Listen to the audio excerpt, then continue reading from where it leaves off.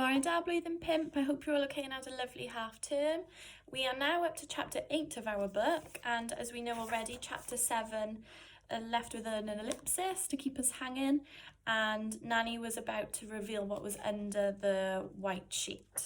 So chapter 8 is called Prince of Nothing. A little girl, dressed in rags, her face, hands and feet blackened with dirt. She was a pathetic sight. "All right," chirped the girl. "Who are you?" demanded Alfred. "Well, who are you?"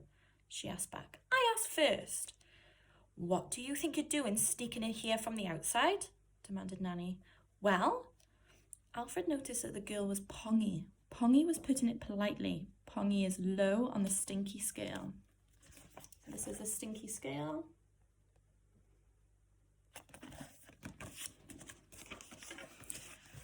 However, being well brought up, Alfred was far too polite to mention that the girl smelled of something rotten. Nanny snatched a broken candelabra and brandished it like a weapon. "Oh, don't beat me," pleaded the girl.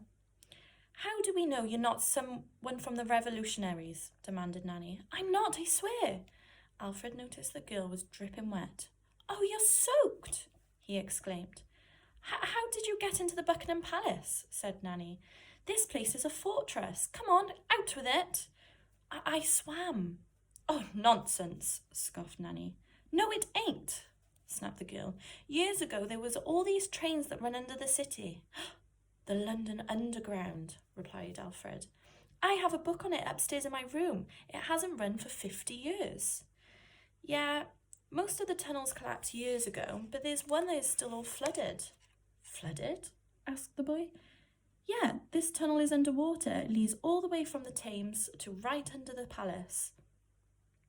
"Well, in all my years working here, I never knew that," remarked the old lady. "It's a secret," hissed the girl. "Nobody knows."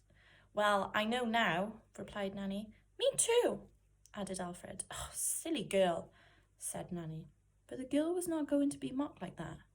"Oh, you don't know exactly where it is, though, do ya?" she reported, before a smug grin settled on her face. Alfred smirked. This little one had spirit. "And what's your name?" he asked. "Might." "Might what?" "No, just Might." Might as in M-I-G-H-T or as in M-I-T-E? "I don't know spelling. They call me Mite because I'm a little mite." "Oh, that's M-I-T-E, he said. The little girl just shrugged her shoulders as if to say, "I don't care." "You still haven't told us why you've broken into Buckingham Palace," snapped Nanny.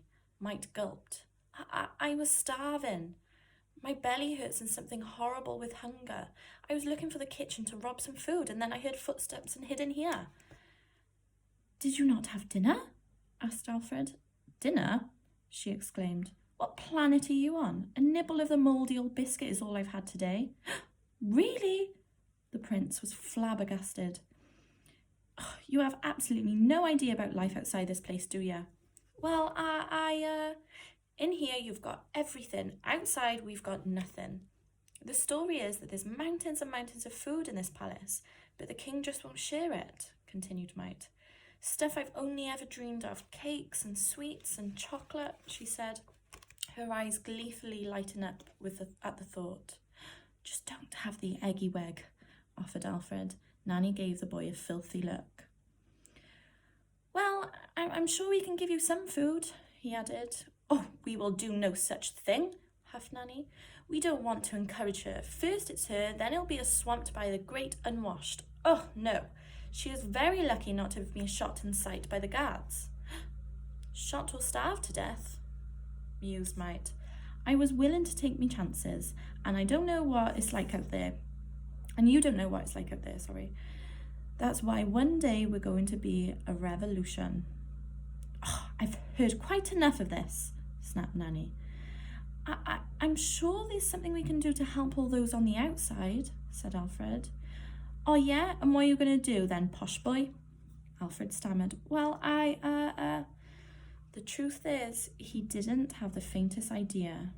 "Who are you, anyway?" she asked. You don't know? Spluttered the prince. Should I? Oh, I am the prince, he announced grandly, as if there was no other way to announce you were royalty. Prince of what? Asked the girl. Prince of... And for once the prince was lost for words. Prince of nothing, she announced. Judging by the look on Nanny's face, she had heard quite enough. How dare you be so rude? Snapped Nanny. Well, it's true. No one out there has seen the royals for years. All we see is the face of the Lord Protector, and goodness knows what he's up to. I don't want to hear another word out of you, chided Nanny. You show me where this underground river thingy is, and I'll let you go. The girl thought for a moment. I'll show you where it is if you give me some chocolate. The cheek of it, exclaimed Nanny. Oh, please, Nanny, implored Alfred. Let's give Mike some chocolate, and some for her family. Oh, I don't have any family. Me, my mum, and my dad were shot by the Royal Guards when I was only 3. Oh, no, whispered Alfred. I'm so sorry. I'm sorry too. There must have been a reason, said Nanny. Perhaps they were revolutionaries? They were shot for stealing a loaf of bread. Alfred was shocked to his core. So this is what the country had become. That's evil, he said. Show me how you got into this palace, said Nanny, changing the subject, and I will bring you the biggest bar of chocolate you could ever imagine. Oh, I can imagine a really big bar, like ginormous.